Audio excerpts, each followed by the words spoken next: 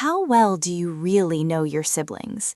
The people you grew up with, shared a childhood with, fought and laughed with, and survived your parents with? Would you trust them with everything you owned? Would you sign papers giving them control of generational wealth without a second thought? And if they betrayed you, if they stole not just money but your entire future, could you ever forgive them? Or would you spend the rest of your life hunting them down? Please subscribe and like my 10 p.m. stories, one story every night. It truly helps these tales touch more hearts. Share where you're listening from in the comments. Seeing our growing family from around the world always brings me joy. Now, let the story unfold. My name is Victoria Laurent, and I come from the kind of wealth that makes people uncomfortable. Old money.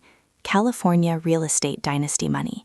The kind that started with my great-great-grandfather buying up half of what would become Silicon Valley when it was just farmland. Our family estate sat on 47 acres in Los Altos Hills. The main house was built in 1924, 12 bedrooms, 8 bathrooms, a ballroom that hosted governors and tech titans, and gardens that required a staff of 6 to maintain. The property also included 2 guest houses, a tennis court, a pool that looked like it belonged in a resort, and enough history to fill a museum.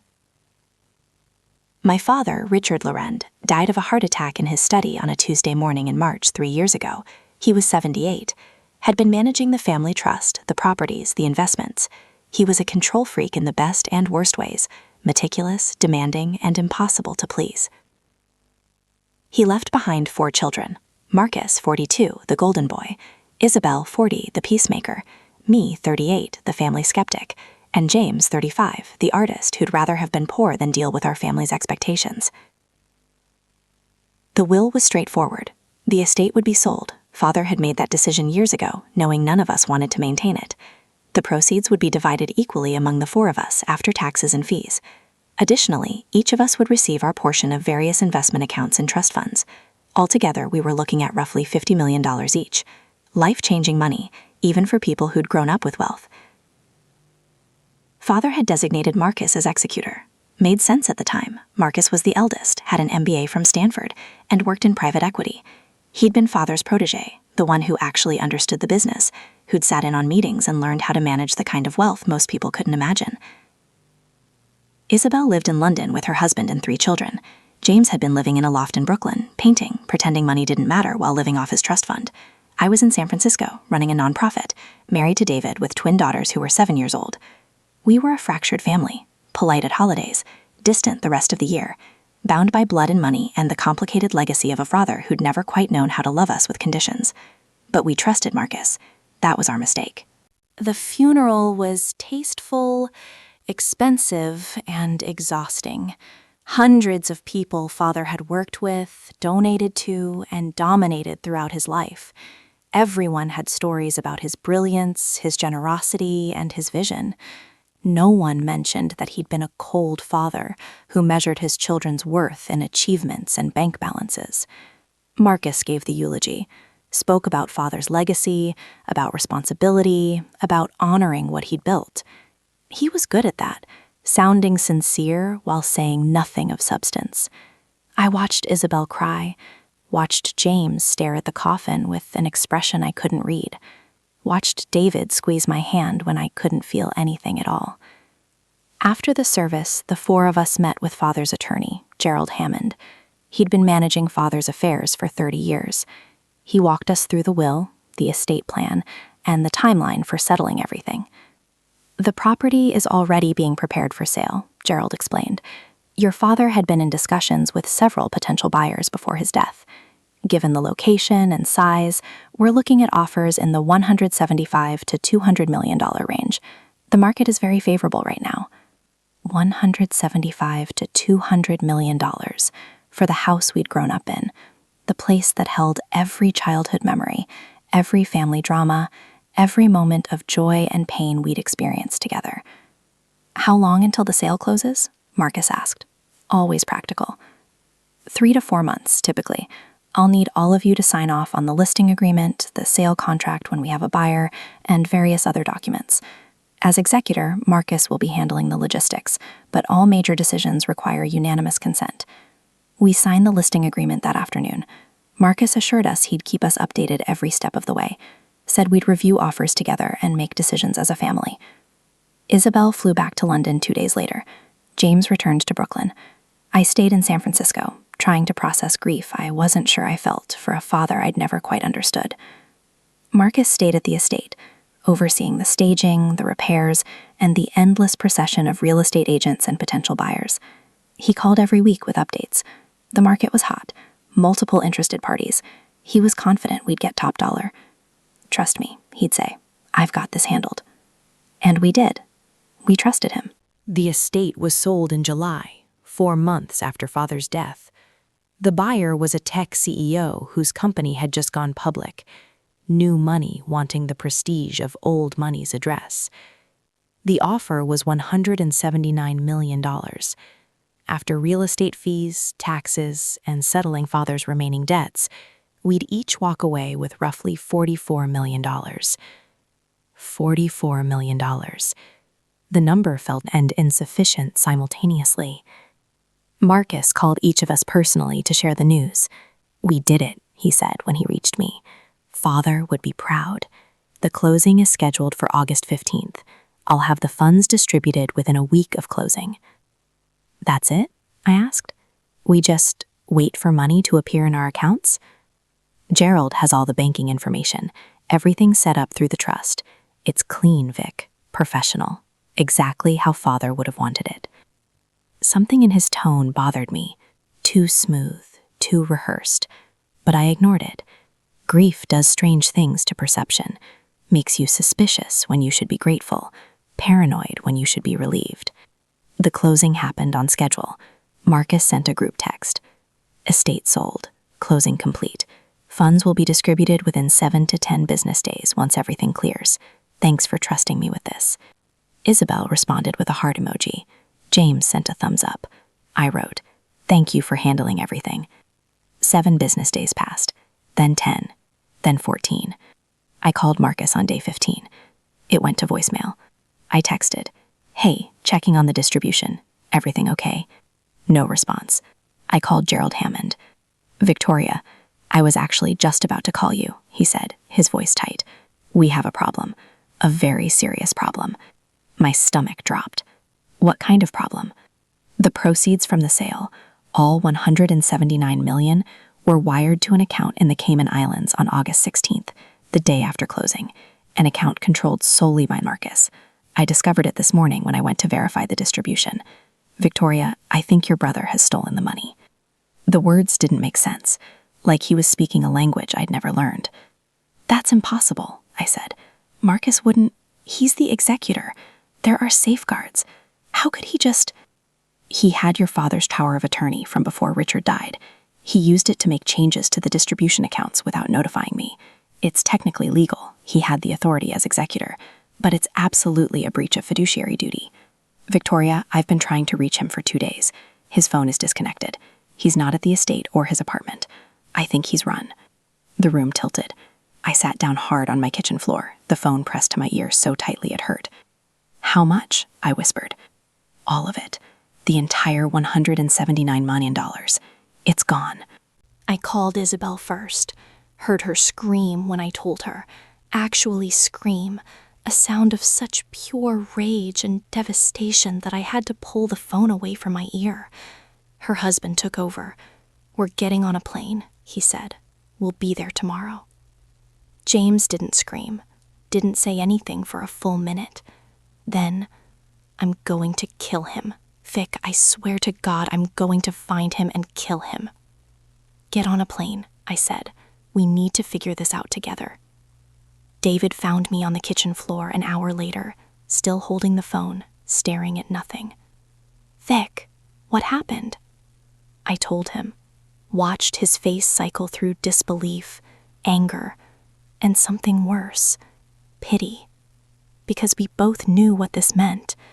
The nonprofit I ran had been operating on donations and my trust fund. That trust fund was gone. Our daughter's college funds? Gone. The financial security we'd built our lives around? Gone. Not gone. Stolen. By my brother. By Marcus, who I'd eaten breakfast with as children, who taught me to ride a bike, and who I trusted with everything. Gerald filed a police report that afternoon, contacted the FBI, reached out to international authorities. But he wasn't optimistic. Wire fraud, especially with offshore accounts, is notoriously difficult to prosecute.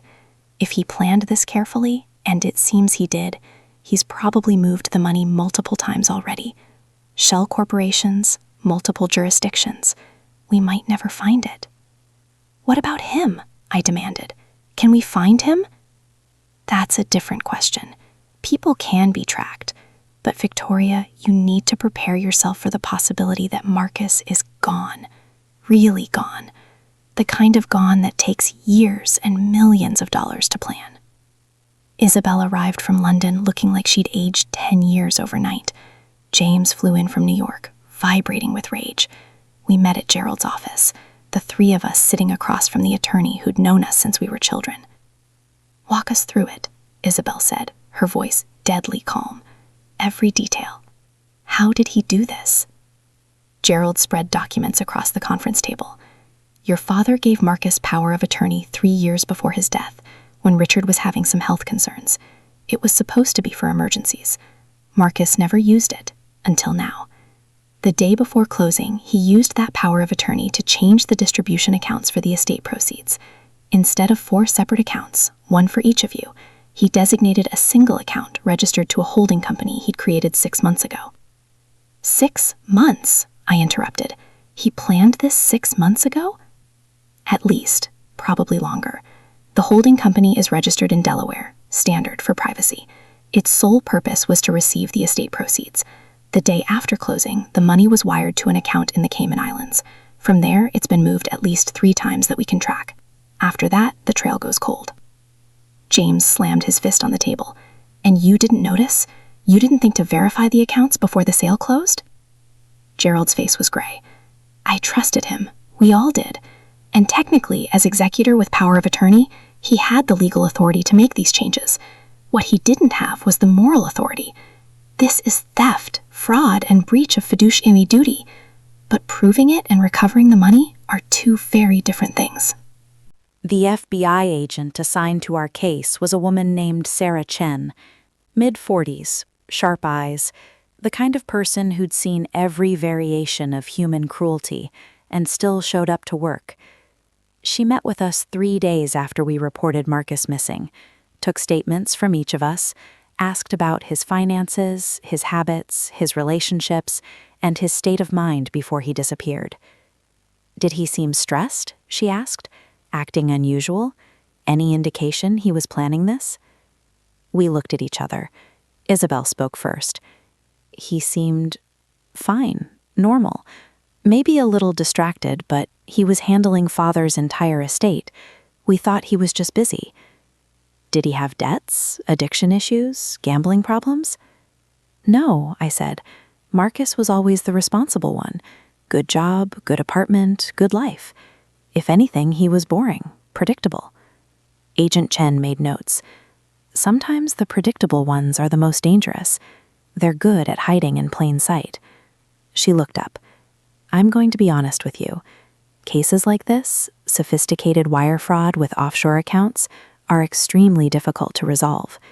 Your brother had access, authority, and opportunity. He used all 3. Unless he makes a mistake, unless he tries to access the money in a traceable way, we may never find him." "What about surveillance?" James demanded. "Airport records, credit cards? He can't just disappear." "He can if he planned well enough, and based on what I'm seeing, he planned very well. We'll do everything we can, but I need you to prepare for the possibility that Marcus is gone and the money is gone. Sometimes people just vanish."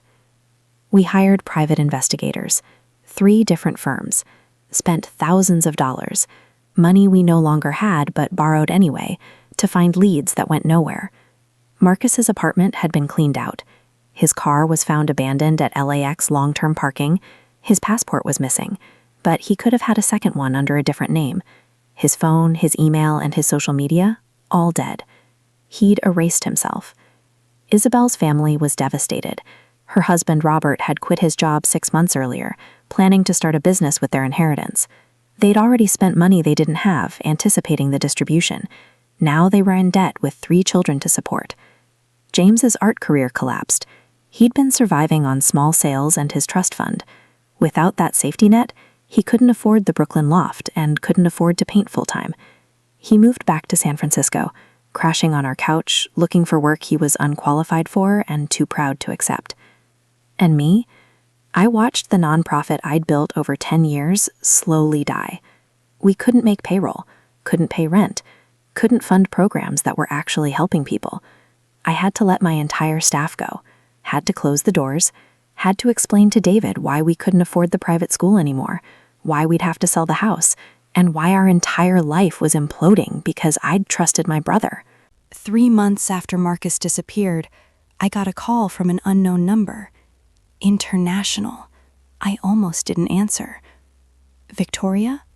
The voice was female, unfamiliar, and speaking with an accent I couldn't place. My name is Elena Volkov. I'm calling about your brother. My heart stopped. Do you know where he is? No, but I know what he did, and I think I know why. We met at a coffee shop in downtown San Francisco. Elena was Russian, in her early 30s, and beautiful in a way that looked expensive. Designer clothes, perfect makeup, the kind of woman who turned heads. I was Marcus's girlfriend, she said without preamble, for 3 years. He told me he was in private equity, traveled frequently for work. I didn't know he had a family until after he disappeared. I stared at her. Marcus didn't have a girlfriend. We would have known. He kept me very separate from his family, said his father was controlling and wouldn't approve. I believed him. She pulled out her phone and showed me photos. Marcus with his arm around her. Marcus kissing her. Marcus was looking happier than I'd ever seen him. He told me he was selling a property, Elena continued. Said he'd come into a large inheritance. Said we'd finally be free to live how we wanted. Then one day, he was just gone. Apartment emptied, phone disconnected, like he'd never existed. Why are you telling me this? Because I found something. She slid a flash drive across the table. I was angry, hurt, so I went to his apartment building and bribed the building manager to let me in before they cleared it out. I found this hidden in a vent in his bedroom. I think it's evidence of what he was planning. I took the flash drive with shaking hands. What's on it? Bank accounts, wire transfer records, travel itineraries, email exchanges with someone named RC. I couldn't identify who. And she hesitated. Messages to someone else, someone he was planning to meet, someone who helped him do this. My blood ran cold. He didn't do this alone? I don't think so. The messages reference our plan and splitting everything. Victoria, I think your brother had a partner, and I think that person is still here. The flash drive contained 3 years of Marcus's secret life. Bank statements showing wire transfers to offshore accounts, small amounts at first, testing the system, then increasingly larger sums. Travel records to the Cayman Islands, Singapore, and Switzerland. Encrypted emails discussing the final transfer and disappearing clean.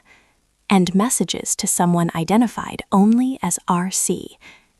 The estate closes on August 15th. Everything needs to be ready. RC. Don't worry, I've verified the accounts. It'll work. What about after? The FBI will investigate. Let them. By the time they figure it out, we'll be untouchable. Just stick to the plan. I'm nervous. What if they suspect before? They won't. Trust me. I've been planning this for 5 years. Your family trusts you. Use that. 5 years? Marcus had been planning to steal from us for 5 years? I called Agent Chen immediately, brought her the flash drive, watched her face darken as she reviewed the contents. This is good, she said. Really good. We can trace these accounts, verify the transfers, and build a case. But Victoria, we need to identify RC. Any idea who that might be? I thought about everyone in Marcus's life, his colleagues, his friends, the people he'd worked with on Father's estate. Then it hit me. The one person who'd had access to everything, who'd know every detail of the sale, the timing, and the accounts. Gerald, I whispered. Gerald Hammond, Richard's attorney. RC could stand for Richard's counsel. Agent Chen leaned forward. Tell me everything about Gerald Hammond. We didn't tell Gerald we suspected him. Agent Chen said we needed to investigate quietly and build a case before he could destroy evidence or run. But we watched him, had him followed, subpoenaed his financial records. What we found was devastating. Gerald Hammond had been embezzling from the Laurent family for 12 years. Small amounts at first, thousands skimmed from Father's various accounts, hidden in fees and expenses that were never questioned. Then larger sums. He'd stolen over $3 million before Father died, and Father had never noticed. But $3 million wasn't enough, not when he knew the estate was worth $179 million.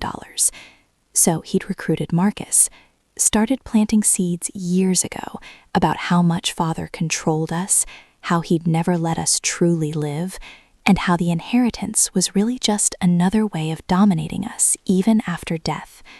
He'd positioned himself as Marcus's mentor, his friend, the one person who understood him. And slowly, methodically, he'd convinced Marcus that stealing the inheritance wasn't theft, it was liberation, that they deserved the money for decades of dealing with Richard Laurent's tyranny, that the three of us, Isabel, James, and I, would be fine. We had education, resources, and connections. We didn't need $44 million. Marcus, apparently, had believed him. The FBI arrested Gerald at his office on a Friday morning. I wasn't there, but Agent Chen described it. Gerald sitting at his desk, reading through case files, completely unprepared when agents walked in. He tried to run, actually tried to run, like he was in a movie instead of a third-floor office with only one exit. They found evidence on his computer, wire transfer instructions, communications with Marcus, a plan to meet in Panama in 6 months to celebrate. Gerald's attorney tried to negotiate, said his client would cooperate and would help us find Marcus in exchange for a reduced sentence. Agent Chen refused, said we'd find Marcus ourselves. But privately, she told me, Gerald doesn't know where Marcus is. Marcus never told him. Your brother used Gerald to execute the theft, then cut him loose. He's smarter than we thought, and more ruthless. The trial took 8 months. Gerald was convicted on 17 counts of wire fraud, theft, and conspiracy, sentenced to 23 years in federal prison.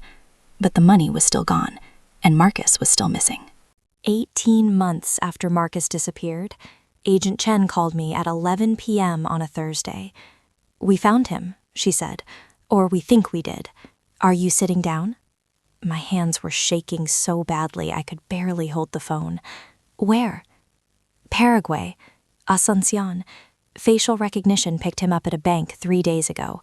Local authorities are cooperating, but Victoria, extradition from Paraguay is complicated, especially if he has citizenship or permanent residency, and based on his travel records, he's been there for at least a year. Paraguay, halfway around the world, in a country with no extradition treaty with the United States. Can we get him back? We're trying, but he knows we found him. The surveillance footage shows him looking directly at the camera. He knew he'd been spotted.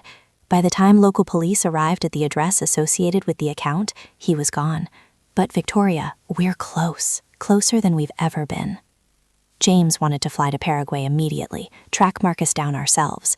Agent Chen said that was the worst idea she'd ever heard, and threatened to arrest James for obstruction if he tried. So we waited, and waited, and waited. Another 4 months passed with no progress. Then Agent Chen called again. He reached out, she said. Marcus sent an email through an encrypted service. He wants to talk, to you specifically. Says he'll only communicate with Victoria. My breath caught. What does he want? He didn't say. But Victoria, this might be our only chance to find out where the money is, where he's been, and why he did this. Are you willing to talk to him? Was I willing to hear my brother's voice after he'd destroyed our lives? To listen to him explain, excuse, and justify the theft that had cost me my career and my marriage? David had filed for divorce 6 months ago, unable to handle the stress and the debt and the woman I'd become, and my sense of safety in the world? Yes, I said. I'll talk to him. We set up the call through a secure FBI connection. Agent Chen is in the room with me, recording everything. Marcus's face appeared on the screen, thinner than I remembered. Tan, relaxed. He looked like he'd been on vacation for 2 years instead of running from federal charges. "Hi, Vic," he said, like we were catching up after a long business trip, like he hadn't stolen $179 million and destroyed our family. "Why?" I said. No greeting, no pleasantries. Just tell me why. He sighed, rubbed his face. Because I was tired of being father's project, tired of managing everyone's expectations, tired of being the responsible one while you all got to pretend money didn't matter because you knew I'd handle it. So you stole from us. I took what I earned. Do you know how many years I spent managing father's affairs, dealing with his demands, being the only one who actually gave a damn about the family business, while James painted and Isabel played happy family in London, and you ran your little charity with family money? His voice was bitter. I did everything father asked, everything. And what did I get? The same share as everyone else. Like my work didn't matter. Like decades of sacrifice were worth the same as your indifference. We were family, I said. You could have talked to us, asked for more, negotiated something. You didn't have to. Yes, I did. He leaned forward. Gerald showed me what father really thought of me. Letters, emails, and notes in his files. Know what he called me? His useful disappointment. Said I had a business head, but no vision. That I'd never be more than a caretaker for wealth better people built. Tears burnt my eyes. Father was cruel, we all knew that. But Marcus, we weren't father. We were your family. You were beneficiaries. There's a difference. He sat back. I don't expect you to forgive me. I'm not asking for that. I called because Agent Chen said you wanted to talk. So talk. Ask whatever you want. I'll answer honestly, one time. Then I'm gone for good. Agent Chen passed me a note. Ask about the money. Where is it? I asked. The $179 million. Where did it go? Marcus smiled. Gone. Laundered through 15 different accounts and 6 different countries and converted to assets that can't be traced. Property, businesses, investments under names that don't exist on paper. I've spent 2 years making it disappear, Vic. The FBI will never find it. And you're just going to live off stolen money for the rest of your life? It's not stolen. It's compensated. $44 million for every year I sacrificed for this family. Sounds fair to me. I wanted to scream, wanted to reach through the screen and shake him. What about Isabel, her children, James, me? You destroyed all of us. For the first time, something flickered in his eyes. Guilt? Regret? You'll rebuild, he said quietly. You're survivors, all of you. That's what Laurents do. We survive. I lost everything. My nonprofit, my marriage. My daughters look at me like I failed them because I couldn't protect them from you. Then you understand, he said, how it feels to be measured and found wanting. Welcome to my entire life. The screen went dark. He'd ended the call. Agent Chen looked at me. I'm sorry. We traced the connection, but he bounced it through so many servers we couldn't pinpoint his location. He's good, Victoria. Too good. I stared at the blank screen where my brother's face had been. He's gone, isn't he? Really gone. We're never getting him back. Probably not, she admitted. But we'll keep trying. I promise you that. The media found out about Marcus 8 months after that phone call. Someone leaked the story, probably Gerald's attorney, trying to reduce his client's sentence by cooperating. Suddenly, we were everywhere. Tech Dynasty heir steals $179 million. Brothers betrayal. Inside the Laurent family theft. Vanished with fortune.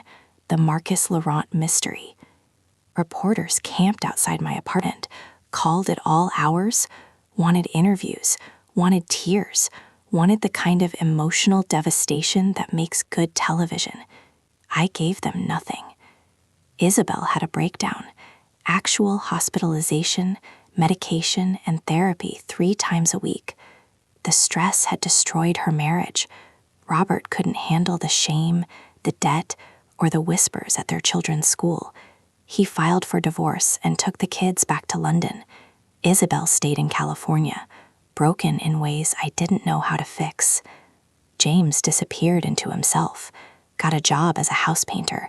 The irony wasn't lost on either of us. Stopped talking about art, stopped talking about much of anything. Just worked, came home to his tiny studio apartment, and stared at blank canvases he'd never touch. And me, I rebuilt. Not because I wanted to, but because I had daughters who needed to see that betrayal doesn't have to be terminal. I found work as a consultant for other nonprofits, made less money but slept better, learned to live small, learned that security was an illusion, and family was a choice you made every day, not something guaranteed by blood. David and I tried to stay friends for the girls' sake. It mostly worked. The twins adjusted. Children are resilient in ways adults can't be. They'd never know the wealth we'd lost because they'd been too young to understand what we'd had. 3 years after Marcus disappeared, Agent Chen called me one final time. "We found him," she said. "For real this time. He's dead, Victoria. Heart attack. Died in a hospital in Buenos Aires 2 weeks ago. Local authorities just confirmed the identification." I sat down, felt nothing, then everything, then nothing again. "How?" I asked. "Natural causes. He was 45, had high blood pressure apparently, didn't take care of himself. The money didn't save him. What happens now? We're working with Argentine authorities to seize whatever assets we can find. But Victoria, most of it's gone. Spent, hidden, or locked in accounts we'll never be able to prove exist. If we recover anything, it'll be pennies on the dollar. So we get nothing. You get closure," Agent Chen said gently. "You get to know he's not out there living his best life while you suffer. He ran, he hid, and he died alone in a foreign country. That's something." Was it? I didn't know. Still don't. Marcus left a will, filed with an attorney in Buenos Aires who contacted Agent Chen after his death. In it, he left everything he had to Elena Volkov, the girlfriend he'd abandoned, who'd given me the flash drive that eventually led to Gerald's arrest. Elena called me when she found out. "I don't want it," she said, crying. "Any of it. I loved him, Victoria.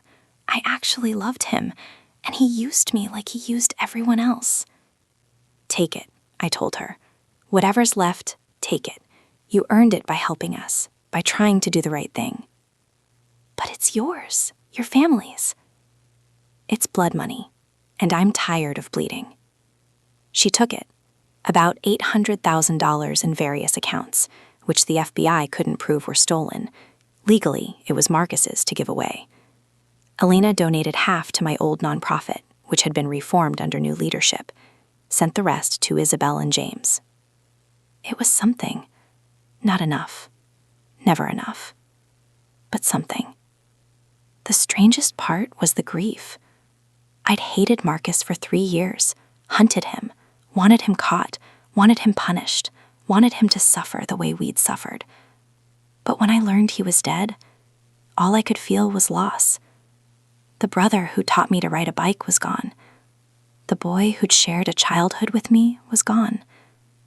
The person he'd been before he became the person who betrayed us, that person had died years ago, and I'd never get to say goodbye. Isabel moved back to London, trying to rebuild a relationship with her children. James started painting again, angry, violent, abstract pieces that sold surprisingly well. We talked once a month, the 3 of us, trying to figure out how to be siblings without the 4th who tied us together. And I learned something Father never taught us, that family is both a gift and a weapon, that the people closest to you can hurt you in ways strangers never could, and that survival sometimes means building a new life from the ashes of the one someone burned down. 5 years after Marcus died, I got a letter from Paraguay. No return address. Inside was a single photograph and a handwritten note. The photo showed Marcus sitting at a cafe, looking at the camera, a slight smile on his face. On the back, in his handwriting, Buenos Aires, 2024, 2 weeks before. The note said, Vic, if you're reading this, I'm dead. I arranged for this to be sent posthumously. You were right about everything. I was a coward who destroyed the people who loved him because I couldn't stand how small Father made me feel. The money didn't make me happy. Running didn't make me free. I just made different prisons and called them choices. I know this doesn't fix anything. Nothing I could say or do would fix what I took from you. But I want you to know, in the end, I thought about you, about Isabel, about James, about who we were before I became this. And I was sorry. Am sorry. Whatever verb works when you're dead. Live well, Vic. Better than I did. Better than Father did. Be the Laurent who breaks the cycle. I burnt the letter. Kept the photograph. Sometimes I look at it and try to remember the brother I had before greed and bitterness turned him into someone unrecognizable. Mostly, I just feel tired. The money never came back. We rebuilt our lives on less. Much less. But we rebuilt. The Laurent estate is a tech CEO's mansion now. Gerald Hammond is serving his sentence. Elena Volkov married someone kind and moved to Portugal. Agent Chen retired and wrote a book about financial crimes that briefly mentioned our case. And me? I'm 43 now, running a small consulting firm, dating someone kind who doesn't care about my family name or the fortune I lost. My daughters are 12, doing well in public school, and learning that wealth isn't security, and family isn't guaranteed. Sometimes clients ask about my last name. Are you related to the Laurents? The ones with the estate that sold for all that money? And I say yes and change the subject. And don't mention that I haven't seen a dollar of it. The story became an urban legend in certain circles. Business school case studies about fiduciary responsibility. True crime podcasts about perfect crimes. Internet sleuths who think Marcus is still alive. That the death was faked. And that somewhere he's living on a beach with $179 million. And laughing at all of us. Maybe they're right. Maybe the body in Buenos Aires was someone else.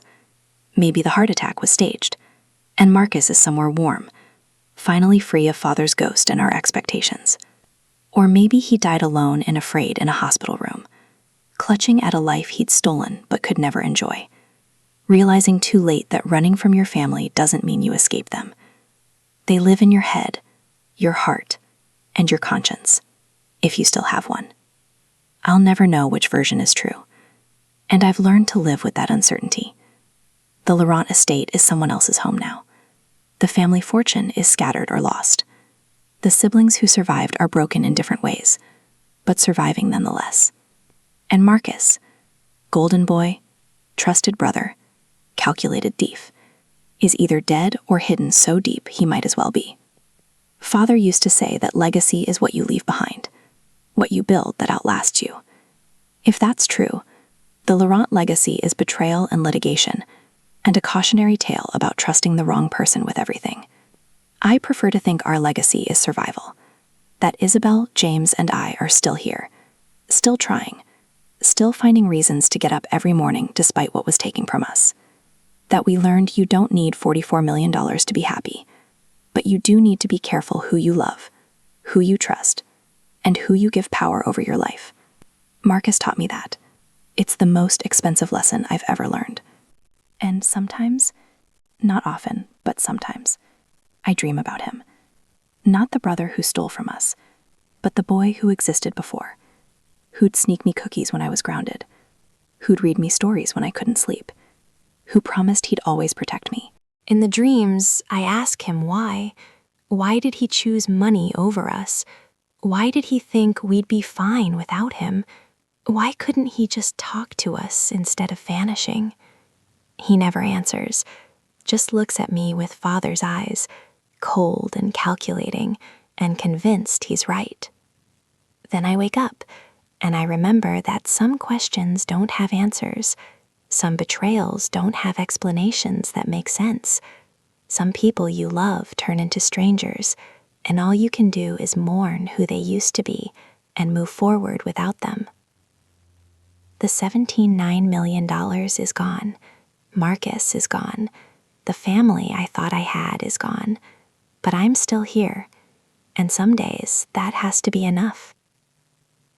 They say blood is thicker than water, but I learned it can also be more poisonous, that the people who know you best can hurt you worst because they know exactly where to cut. Marcus didn't just steal money, he stole the faith I had in family, and trust, and in the belief that love meant something beyond convenience. The fortune is gone. My brother is dead or disappeared, and I carry both losses like stones in my pockets, heavy but familiar. Some thefts can never be recovered from. You just learn to walk differently. If this story touched you, stay with me for the next one. Subscribe, like, share it with someone who would feel it, and leave your thoughts in the comments. My 10 p.m. stories. One story. Every night at 10 p.m.